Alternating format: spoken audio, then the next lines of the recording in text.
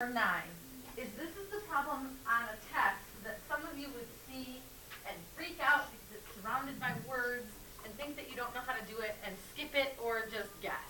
Or both. Okay? Skip it and guess. But I want to show you that it's really not that hard.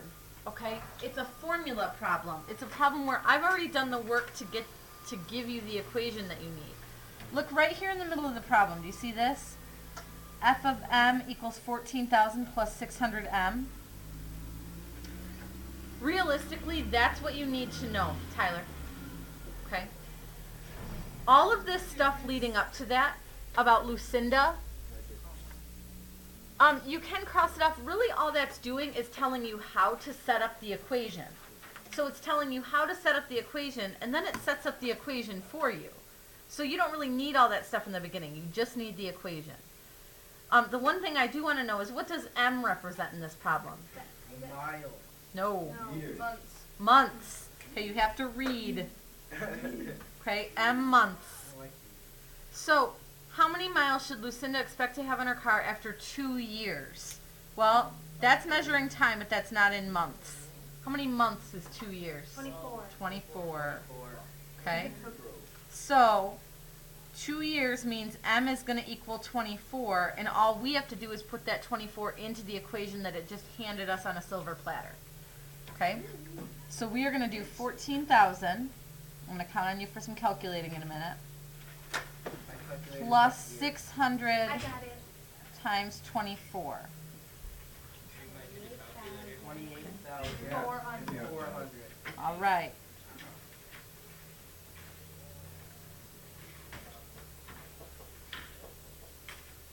Okay, so that means at the end of 2 years, Tyler, do this quickly, please. At the end of 2 years, she's going to have 28,400 miles on her car. Okay?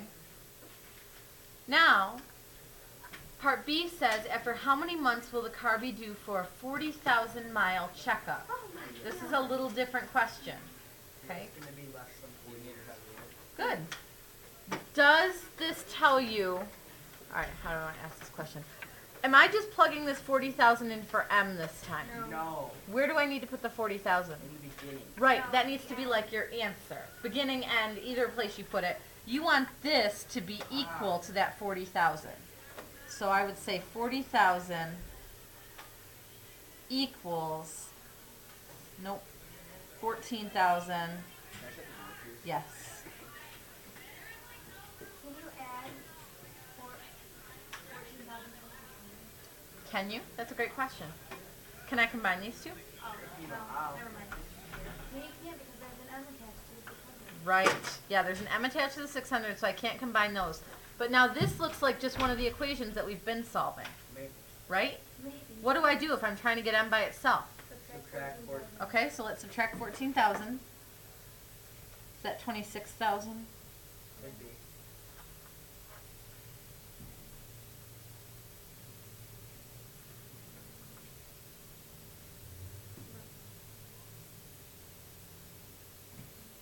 So it equals 600 M.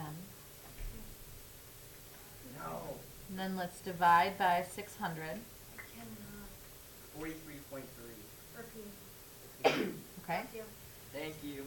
Now, if this girl were to go to her mechanic and say, when will I need to come in for my 40,000 mile checkup? Is the mechanic going to tell her in 43.3 months? No. Probably In not. about 43 months. Yeah, that's probably what I would say. About 43, or even, well, if you round it up to 44, technically you would go over 40,000, but honestly, in the car world, that's probably Usually okay. they don't say like the exact date. Right. So. But Austin, how did you, because right before we started this problem, you said just under 4 years. How did you figure that out? Well, because 2 years is 24. Okay. And so you were thinking if that doubles? Yeah, it'll be 48. Okay, the only issue with just doubling it is the way this equation was created is there were 14,000 miles on the car initially. So that 14,000 is set, it's already there. And then we're doing 600 per month after that. So this part of it's going to double because that's changing every month, but that 14,000 stays the same. But good thinking. And that would be the type of thing that I would hope on an ACT or something like that, even if you couldn't calculate it, even if you weren't sure how to calculate it, that you could look at the answers and say, well, that one doesn't make sense, that one doesn't make sense, and narrow it down for yourself. Okay, number 10. Let me tell you, this question sounds crazy, and it's going to look crazy when we write it out. But I will tell you, you're going to see this same type of question asked a lot of different ways in the next few days, and it works the same way every time. So if you write it down now, which means make sure you're writing this down. Tyler, that includes you. Will you put the calculator down? Get your notes out. You should be writing notes. Okay? Without all the chaos. Write this down.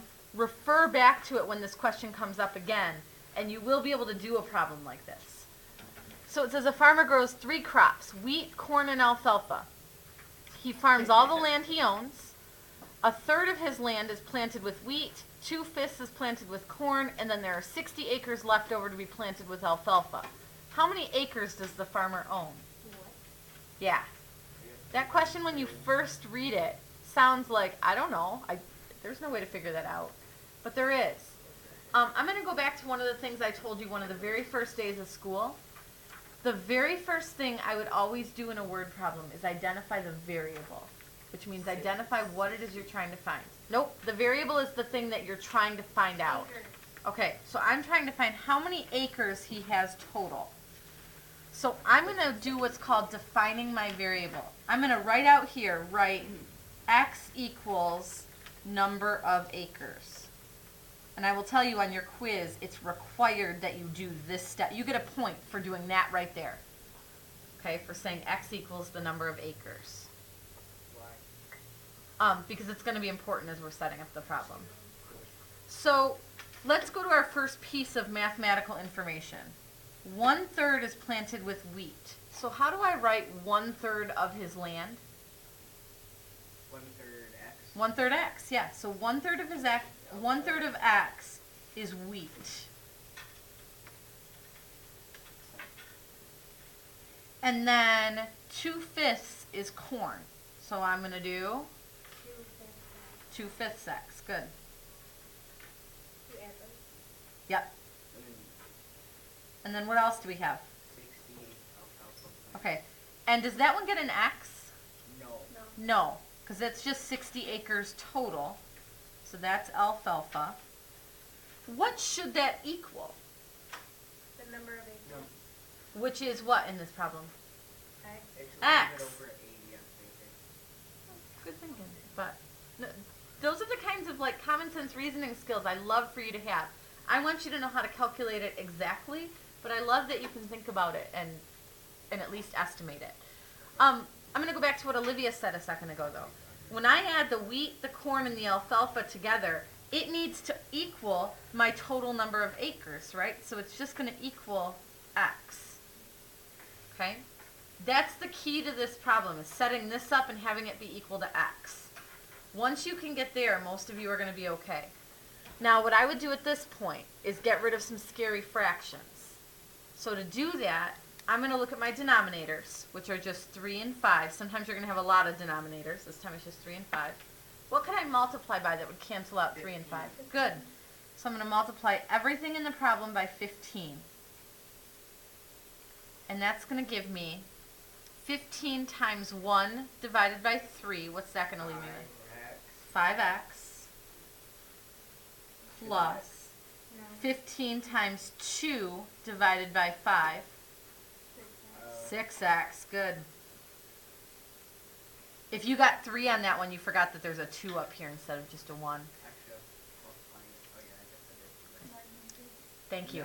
You do need to remember to do the 15 times the 60, which is 900. And then what is it going to be equal to now? 15x. Good. Don't forget to multiply that x by 15 as well. Now you can solve that, right? 5x plus 6x plus 900 equals 15x. What do you want to do?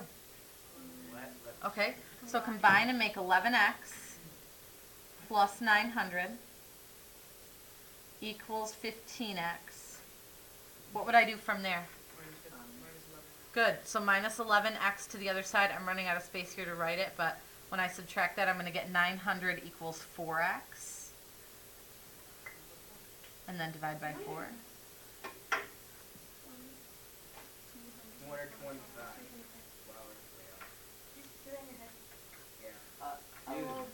So what does that mean, guys?